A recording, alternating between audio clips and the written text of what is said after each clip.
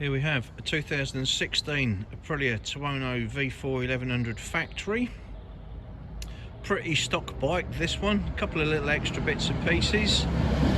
We've got some R&G engine case covers and a tail tidy. Other than that, she's a pretty stock bike. With it being the factory, obviously comes with a full Öhlins suspension and all APRC. So traction control, launch control, wheelie control, all the rider aids that you could possibly want. Very, very good condition. Just coming up for 14,900 miles.